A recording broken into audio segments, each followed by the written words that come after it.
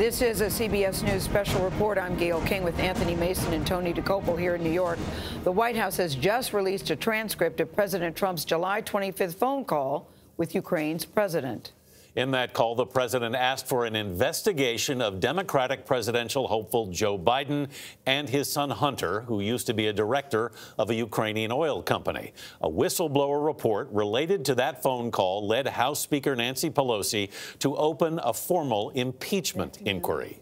A Justice Department statement this morning mentions the intelligence community's inspector general who investigated the whistleblower complaint. It says in part the inspector general's letter cited a conversation between the president and Ukrainian President Zelensky as a potential violation of federal campaign finance law. Jeff Begay's and other reporters were allowed to see the phone call transcript this morning. Jeff, this was a July 25th call. It was about 30 minutes in length. What did you see in that transcript? Yeah, we didn't get a lot of time with the transcript. We weren't allowed to take it outside of DOJ, but we took some of the inserts. We took notes. This was a 5-page document, and, you know, as you might imagine, it starts out like any other call with a foreign leader would start. There's a congratulations on the election victory, but President Trump did allude to Europe not doing enough to help Ukraine, but then he seems to veer into the DNC server. He mentioned CrowdStrike, which is the company that investigated the Russian hack of the DNC server. And then from there, he progresses to ask the Ukrainian president about Joe Biden. And let me put this quote up on the screen for you to see. This is what the president said, according to the transcript, which, according to senior DOJ officials, is not verbatim, but this is what they have.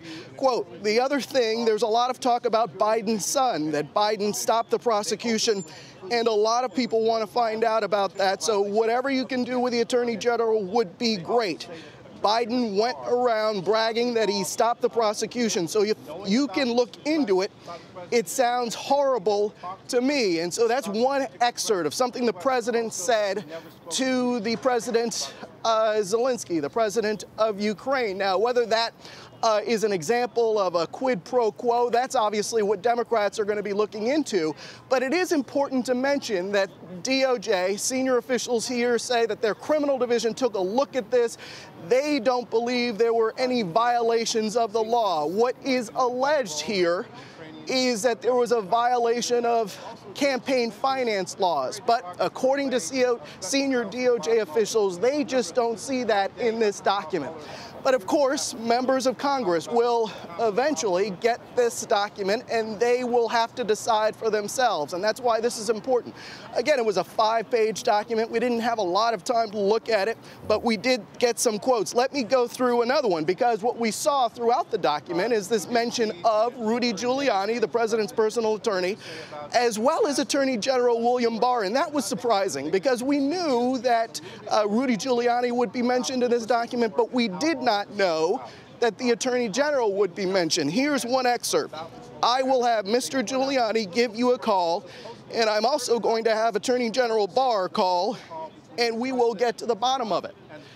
So this is what we have gathered from this document. We're still going through it, but so far, it shows that there was this repeated mention of Rudy Giuliani and also Attorney General Barr. Back to you. All right, Jeff, thank you very much. Paula Reid covers the White House for us, and she joins us now. Paula, good morning. It's an extraordinary document. We're all sitting here digesting it kind of on the fly. Exactly. It's not a perfect transcript, apparently, more like notes. We should say at the outset that there is no evidence, nothing to substantiate the claims that President Trump made in that call to the Ukrainian president about Joe Biden and Joe Biden's son. That's right. It also appears from the notes that there is not what we would call an explicit quid pro quo. If you do this, I'll do this exchange. Does it matter that it's not that explicit? It does matter legally. We know the president is very good about this. He's very good at putting pressure on people or getting his point across without saying something explicit that in court could be established as extortion or a bribe. We saw this repeatedly in the Russia investigation, the way he would dangle pardons without making an explicit promise. What's so significant to me here is we were looking for exactly how did the president pressure his Ukrainian counterpart in relation to the Biden investigation. And what we see here is he's suggesting that his personal attorney will reach out. He's suggesting the Attorney General of the United States will reach out. And that's where things get a little tricky for President Trump. Because the question is, why would you entangle your attorney general? Why would you entangle yourself in something having to do with a political rival? That's significant. But again, he goes right up to the line. He doesn't make any explicit threat. We should point out here that the Justice Department says in a statement the president has not spoken with the attorney general about having Ukraine investigate anything relating to former Vice President Biden or his son. Exactly. So according to this statement, it appears that the president never followed up on this with his attorney general. I want to draw some parallels, though, here with what the attorney general is doing on behalf of the president. We saw with the Mueller report. William Barr came out. He gave a press conference. He released statements before we got to see the report. He helped the president in that he helped sort of put a positive spin on everything that was going to come out. And here we see him doing that again. He's clearing himself. He's trying to get the facts out. But the fact that we have a statement here right now at the same time we have the transcript, it does help the president because it's like, well, he said this to the Ukrainian leader, but now he can turn around and said, well, I never really talked about it to the attorney general, so clearly I wasn't serious. But there still is not an explicit quid pro quo here. So exactly. Is this a big bowl of nothing, or is there really something here? What will be the process now to determine how significant this is? Well, legally, it's important to note that the Justice Department has looked at what happened in this phone call, and they did not clear him on all violations of law, but they said, we don't see a campaign finance violation here, right?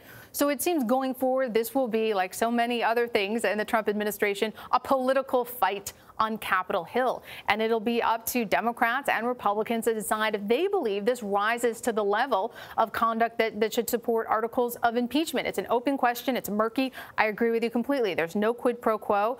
There's no explicit promise or threat here. That's great for the president's attorneys. That's what they'll argue. But I think a lot of folks, a lot of voters in the Midwest may ask, why would you, why on earth would you go to a foreign leader to talk about your political rival? Haven't we been through this for 2 years? But it does seem, depending on your feelings about President Trump, will depend on how you feel about this statement. Exactly. It's a Rorschach test for how you feel about President Trump.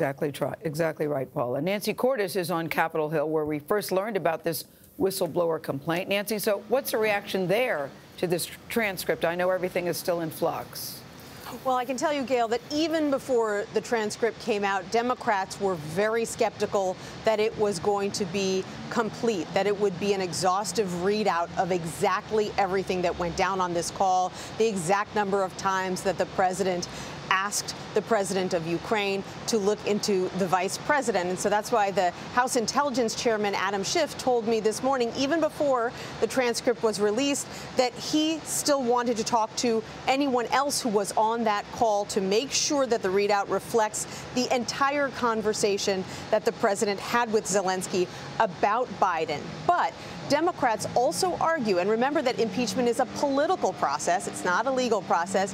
Democrats argue that they already have enough evidence to establish that there was a likely quid pro quo here, even if the president wasn't explicit about that on that phone call. Because if you widen out and look at the timeline here, about a week before the president had that conversation with the new president of Ukraine, his first conversation ever with the new president, he suddenly, unexpectedly, withheld about $400 million in military aid to Ukraine. No one outside of his inner circle knew why he was doing it. Even the Senate Majority Leader, Republican Mitch McConnell, was kept in the dark about the reasoning.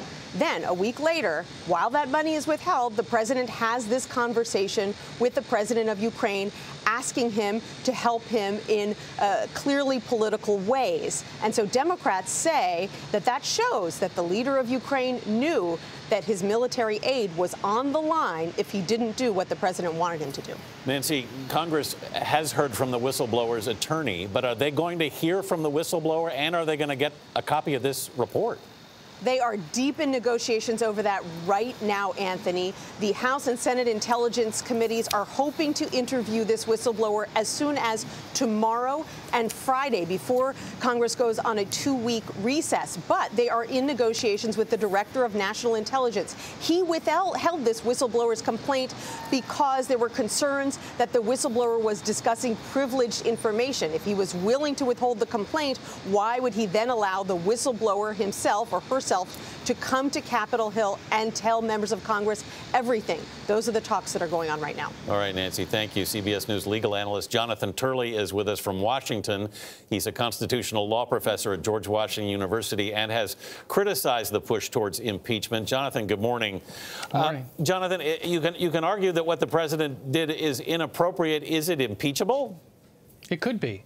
You know, part of the problem with the past impeachment allegations is there were very strong defenses that could be raised. This one would be an impeachable offense if proven. Self-dealing is something that can constitute a form of public corruption, an abuse of office. And so this is the real McCoy. You just have to prove it. The problem is with this transcript is that there's plenty here that helps the president on his defense. Not only are they a quid short of a pro quo, there's no express promise, but it also contains his initial discussion, that is President Trump's discussion, about why he wants other countries, European countries, to also put money into the Ukraine. Trump is insisting that he withheld that $400 million to try to put pressure on the Europeans to pony up. So the transcript will help him there. But there's also material here that will concern Congress and is a legitimate subject of investigation. You know, there could be a quid pro quo. They just need someone that can connect those dots. And so it's not going to come from this whistleblower, I don't think. The whistleblower apparently heard this third hand. I'm not too sure how he's going to move the ball. It's more likely to come from someone in the inner circle, including someone like John Bolton, who might have access to statements that would support the theory. You know Attorney General Barr very well. What do you make of his involvement in this? His name is mentioned in the transcript. Oh, I'm not surprised at all that there was no contact with Bill Barr. The chances that Bill Barr would get involved in something like this is roughly the same as the president winning the Nobel Prize. You know, Barr apparently never was told about the call. He was informed that his name came up once the referral was made. And so this is part and parcel of what we've seen before, where the president says things that, quite frankly, are reckless and disturbing, and what follows is crickets. No one does anything. And that seems to be the case here, but Congress has a right to find out if something more concrete was done. All right, Jonathan, thank you very much for being with us.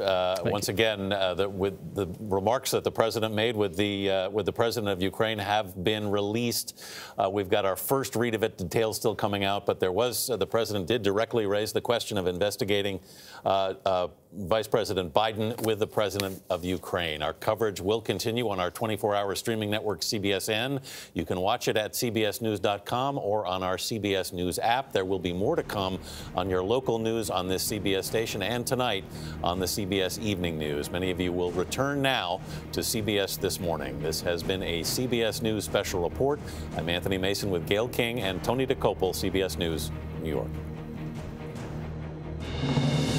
For news 24 hours a day, go to cbsnews.com.